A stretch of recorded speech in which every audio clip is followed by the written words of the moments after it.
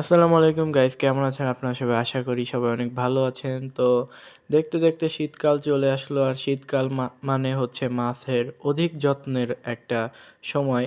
এই সময় মাছটাকে যদি আপনি ঠিকঠাক যত্ন না করেন, আপনাদের মাছ মরে যেতে পারে। যারা বিগিনার আছেন তারা বুঝতে পারেন না যে শীতকালে মাছটাকে কিভাবে কেয়ার করবেন, কিভাবে কি করবেন।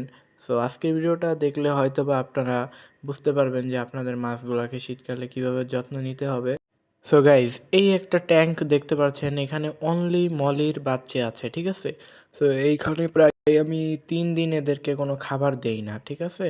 সো জুম করে দেখাচ্ছি, আপনারা দেখতে পাচ্ছেন হয়তোবা এখানে হচ্ছে ব্ল্যাক মলি এবং হোয়াইট মলির ক্রসের কিছু বাচ্চা আছে। সো এই বাচ্চাগুলো শীতের 3 সপ্তাহ আগে হয়েছে।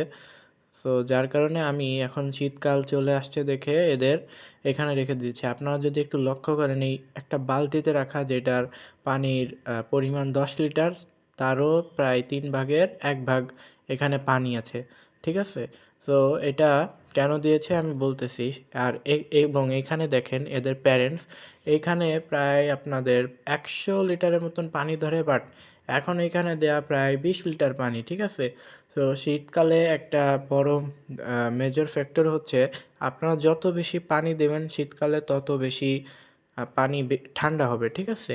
আর যত কম পানি থাকবে পানিটাও কম ঠান্ডা হবে। এখানে দেখতে পাচ্ছেন আমার আরেকটা ট্যাঙ্ক, ঠিক আছে? এইখানে পুরো প্ল্যান্টস দিয়ে ভরা।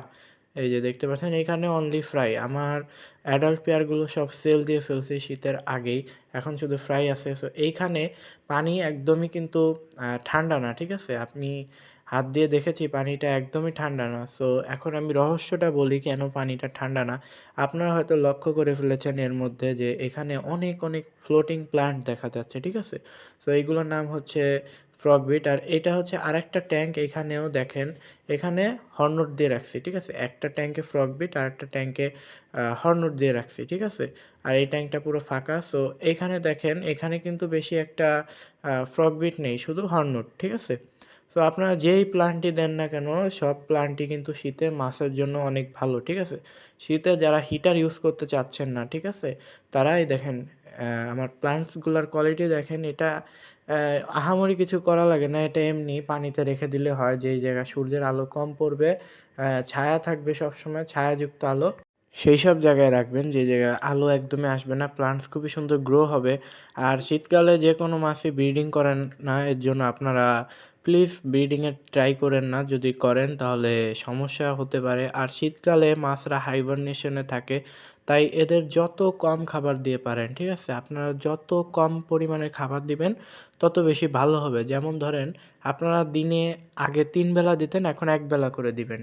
আর শীতের পরে আপনাদের জন্য আসতেছে একটা বড় ধামাকা, ঠিক আছে? আমাদের ফার্মটা আরও বড় করতেছি আমরা ইনশাআল্লাহ। আপনাদের সব রকম আপডেট দিব। আর আমার কাছ থেকে যে কোনো হেল্প লাগলে ডিসক্রিপশন বক্সে আমার নাম্বার দেওয়া আছে। আর যারা মাছ সংগ্রহ করবেন তারা মাছ সংগ্রহ করতে পারেন। আর নেক্সট ভিডিও আসবে শীতকালে এমন একটা মাছ নিয়ে, যেটা আসলে মাছ না, এটা হচ্ছে শ্রিম্প পালা নিয়ে। শীতকালে শ্রিম্প পাললে এটা কোনো সমস্যা হয় না। শীতকালে সবথেকে ভালো মাছ হচ্ছে শ্রিম্প। সো নেক্সট ভিডিও দেখার আমন্ত্রণ জানিয়ে আজকে ভিডিওটা এখানে শেষ করলাম। আশা করি আপনাদের কাছে অনেক ভালো লেগেছে। So bye bye guys.